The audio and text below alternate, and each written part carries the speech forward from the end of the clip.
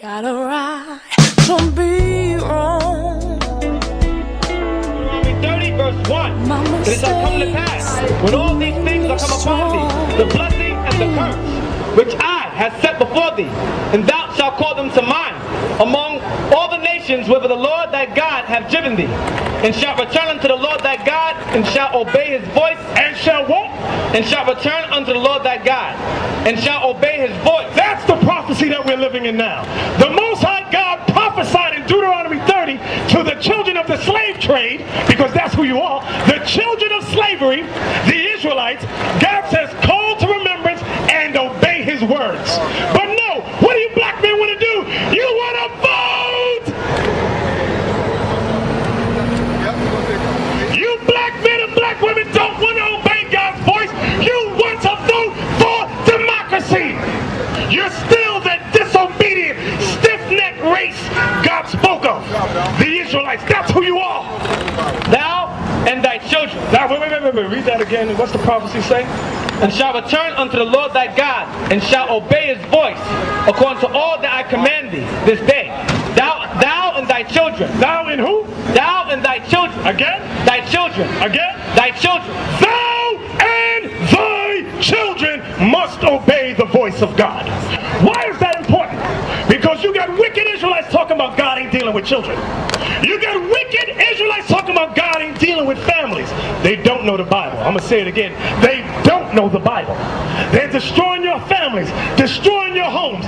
Wicked Israelite men who've already destroyed their houses, cursed their wife, beat their wife, gone to strip clubs and contracted venereal diseases. Then they go home, slip into bed with the wife, give her a venereal disease, broke up the family. The prophecy says what? Read that part again. And thou shalt return to the Lord thy God, and shalt obey his voice according to all that I command thee this day. Thou and thy children. Thou and thy children.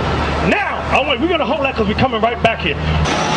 You got a lot of black men upset about child support. Child support. Child support. Give me 1 Timothy 5. 1 Timothy 5, and I want Baruch chapter 3. What are we going to go over? We're going to go over what the prophecy means when it says you must obey the Lord your God, thou and thy children. Your children are very important because the Most High is not just looking for one generation. He's looking for you and your children. So in doing so, you brothers, I'm starting with you men first. Baracha, don't let me forget about the woman. But I'm starting with the black man because he's the head of the nation. He's the head of the family. He's the head of the body under Christ. So we're dealing with you first. 1 Timothy 5 verse 8. But if any provide not for his own. But if any Israelite man, you black men and Latino men, read it again. But if any provide not for his own. But if any brother, any man provides not for his own household, his own family, and especially for those of his own house, he hath denied the faith. He has denied the faith. You got a lot of wicked Israelites that have got a Bible in their hand, but they do not provide for their family. Read it again. But if any provide not for his own, and especially for those of his own house, he hath denied the faith, and is worse than an infidel. And is worse than what? Than an infidel. Pay your child support. That's the message the Bible's giving you. Take care of your family, black men. You black men run out of responsibilities. The black man's good for running. He cannot take a stand as a man and he's quick to unzip his zipper. Get the woman in the corner, start having sex. He's good for that. But as soon as she's pregnant, what'd he do? He runs. He gone. That ain't my baby. I want a DNA test. That ain't my baby. How you know that's my baby? I want to protect. Let's go on Maury Povich. The Bible says if you do not provide for your own, meaning what? Your own wife, your own children. Read it again. But if any provide not for his own, and especially for those of his own house, he has denied the faith. He has denied Christ. That's the faith it's talking about. He has denied Christ. And is worse than an infidel. And is worse than an infidel. What's an infidel? An unbeliever. An idolater. So you Israelites out there with a Bible in your hand, you might as well close the Bible if you ain't taking care of your family, your household. Okay? Why do we gotta pay child support? Why? Why do we have to pay child support? Luke, and I believe it's chapter 3. Because we get emails and letters from black men angry because they're forced to pay child support. Don't let me forget about the black woman, because I'm going through you women, then you're not going to escape this topic. Right now, we're dealing with the brothers. So, why does the black man have to pay child support? Baruch 3, verse 8. Behold, we are yet this day in our captivity. Read that again. Behold, we are yet this day in our captivity. Do you black men and black women realize where you at this day? You are yet this day where?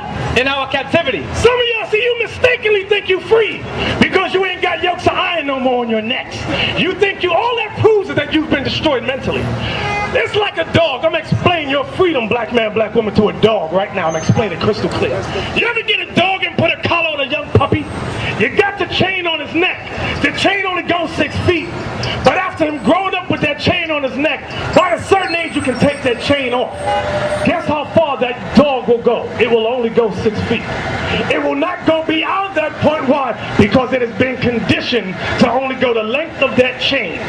So now, how do we compare that to the black man and black woman? In slavery, they taught us Christian lies. They taught us Jesus was a white man.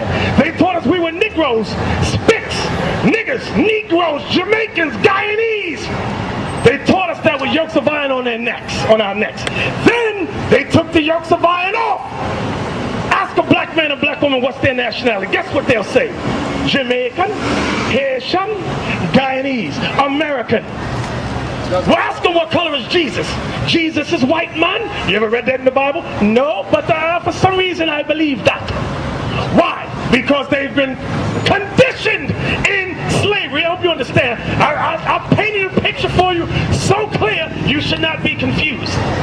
Now go back. Baruch 3 and 8. Baruch 3, verse 8. Behold, we are yet this day in our captivity, where thou hast scattered us. Where did God scatter us? He scattered us in America, Jamaica, Trinidad, Tobago, Haiti, Panama, Brazil. For a reproach. For what? For a reproach. Do y'all know what a reproach is? A reproach is when people don't like you. People don't want to sit next to you because of the way you look. They say, now here's a reproach. I'm going to give you an example. Ever go to a white neighborhood and have a black brother or brother walk through the neighborhood? What do the white men of that community do?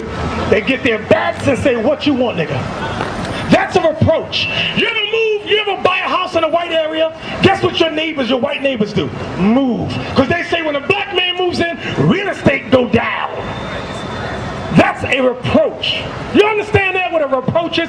People don't like us. Read the verse again from in its entirety. Behold, we are yet this day in our captivity, where thou hast scattered us, for a reproach and a curse. And a curse. We've been brought into the lands of our captivity for a reproach and for a curse. Who's speaking here? God, the Most High of heaven and earth. And to be subject to payment. Read that part again. And to be subject to payment. So why does the black man got to pay child support? And to be subject to payment. Now I'm going to break it down for you. I'm going to break it down. Wait a minute. Read that part again and read down. And to be subject to payments, according to all the iniquities of our fathers. Why are we subject to payments? According to all the iniquities of our fathers. What were the iniquities of our fathers in terms of, I'll break it down now, in terms of child support?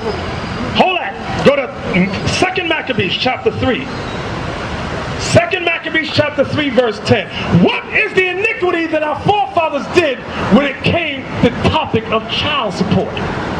Then the high priest told him that there was such money laid up for the relief of widows and fatherless children. So Israelites, when we was in our right frame of mind, we always looked after widows. What's a widow? A woman whose husband died. There was money set up to take care of a lot of our black mothers today. Their husbands have died. We don't have no relief for them. We got orphan children out here and get mad when the white man adopts our children. You got homosexual couples adopting black children. That would not be so if we was in our right frame of mind, though. Read the verse again. Then the high priest told him that there was such money laid up for the relief of widows and fatherless children. We always had money set aside for the relief of widows and fatherless children. But what happened? What happened when you read the scriptures? What did the Israelites do? We started to spend that money. We started to buy our bling bling. We didn't give a damn about the widows and the fatherless children. So God made us slaves throughout the Americas, throughout North, Central, South America. Now go back to Baruch chapter 3 verse 8. Now we're going to get some understanding about child support. Baruch 3 verse 8. Behold, we are yet this day in our captivity, where thou hast scattered us, for a reproach and a curse, and to be subject to payments. And to be subject to what? To payments. We are subject to payments where? In the land of our captivity. That's why, black man, you got to pay your child support. Scream black power while heroin was pushed. But at the end of the day, nothing's in vain. IUIC has been given a vision. The tents of Judah has risen. Many has attempted the mission, minor murmuring, omitting and missing the mark. Just reading that he had the flame of fire in his eyes gave us the spark. We on Paul's mission. We out on the road, purple and gold, from Mexico, Cuba, Haiti, Ghana, Sierra Leone. 144,000 boots banging, concrete crackling. These are our men repented at heart. The scriptures is proof. IUIC, we deliver the truth.